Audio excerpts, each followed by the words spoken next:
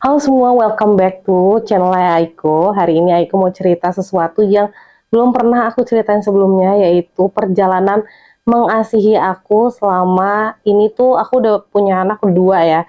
Jadi yang pertama dan yang kedua, tapi yang paling mau aku garis bawahi adalah pengalaman aku dengan anakku yang sekarang yang umurnya 11 bulan.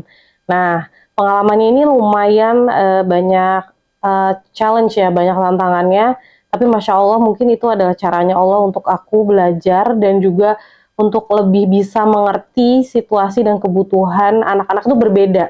Jadi tidak bisa disamakan walaupun anak itu keluar dari kita, tapi kita benar-benar nggak bisa menyamakan mereka, apalagi perjalanannya semua beda-beda gitu ya, hamilnya beda, menyusuinya beda. Nah, aku akan ceritain dari anak yang pertama. Anak yang pertama ini anakku perempuan, alhamdulillah tidak ada masalah sama sekali. Dia itu direct breastfeeding dan aku tidak pernah sama sekali pompa. Jadi aku nggak ngerti dulu tuh aku nggak ngerti untuk cara-cara mompa, cara kayak ini berapa mili, taruh di kantong, taruh di freezer. Aku nggak ngerti sama sekali karena aku masya Allah alhamdulillah itu rezeki yang aku nggak sadari sampai sekarang gitu. Jadi aku ngerasa udah punya anak, terus dia gitu nanti asinya bisa keluar dengan sendirinya, terus dia gitu direct breastfeeding tuh bisa gampang. Itu tuh dulu aku mikir seperti itu karena alhamdulillah dikasih rezeki itu. Tapi ternyata yang kedua ini bedanya 180 derajat. Kenapa? Karena aku tidak diberikan sama Allah untuk kelancaran yang seperti yang pertama. Aku nggak bisa direct breastfeeding karena apa kodarullah ya, anakku itu lahirnya adalah prematur.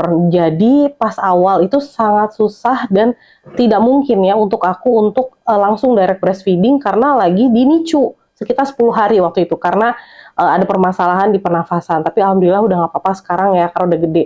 Cuma pas saat itu tuh bener-bener aku cuma bisa kasih ASI yang dipompa dan ditaruh di kantong ASI itu, terus aku kasih ke rumah sakit. Jadi bener-bener nggak bisa yang kayak aku dulu gitu. Jadi benar-benar emang Masya Allah perbedaannya tuh luar biasa ya, terjadinya tuh sangat berbeda sekali gitu. Nah, kalau misalkan pompa itu kan pasti ketahuan ya, setelah pompa tuh kita bisa lihat berapa milinya. Nah, setelah kayak gitu kan perbedaannya jadi kerasa gitu. Oh, ternyata ini asiko sedikit sekarang, atau oh asiko sekarang jadi lagi banyak-banyaknya nih gitu. Nah, kebetulan banget nih beberapa bulan ini aku lagi bener-bener berkurang banget volume asiku karena aku juga udah mulai kerja, aku udah mungkin capek, waktuku jadi semakin sedikit untuk memompa yang biasanya rutin 2 sampai 3 jam sekali aku tuh memompa. Sekarang jadi agak lebih jauh lagi karena kepadatan kesibukan aku setelah melahirkan gitu. Setelah istirahat melahirkan, aku sekarang udah kerja lagi, jadi bener-bener sekarang udah nggak seperti sebelumnya. Sementara aku EPING, yaitu eksklusif pumping. Apa itu? Yaitu anak tidak direct breastfeeding sama sekali, tapi dia cuma minum ASI dari apa yang aku pompa. Jadi benar-benar ekstra jauh lebih susah daripada yang direct breastfeeding.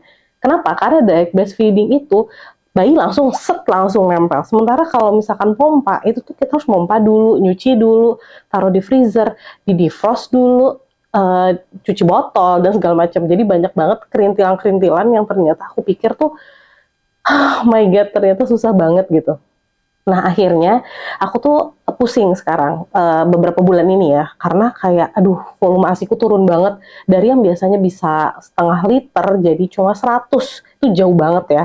Sementara kebutuhan anakku tuh banyak gitu, dia tuh banyak karena biasanya ya katanya si anak cowok tuh miminya banyak, tapi ini bener banget sih karena anakku kan yang kedua cowok, jadi miminya bener-bener banyak banget dan dia butuhnya banyak. Jadi aku kayak harus gimana cara nih supaya bisa memberikan yang sesuai dengan apa yang dibutuhkan. Akhirnya bener-bener aku pusing dan aku nyari segala macam mulai dari istirahat yang lebih banyak, minum yang lebih banyak juga, sampai ASI booster beberapa merek aku coba, tapi ya nggak terlalu ada signifikan banget sih perubahannya. Mungkin karena aku yang kurang cocok kali ya. Nah, sampai akhirnya aku nemuin nih, ada brand, yaitu dari Momsi ASI Booster ini, yang bener-bener cocok banget sama aku. Ternyata bisa bikin ASIku jadi lebih banyak, lebih kental, dan lebih bergizi lagi dong kalau misalnya kental ya, karena banyak lemaknya. dan juga ASI-nya tuh jadi lebih banyak volumenya. Dan ternyata pas aku cek ya, memang ternyata dari isinya si Mamsi ASI Booster ini tuh ada 4 bahan alami, yaitu ada fenugreek, ada juga ikan gabus, terus ada ekstrak almond juga.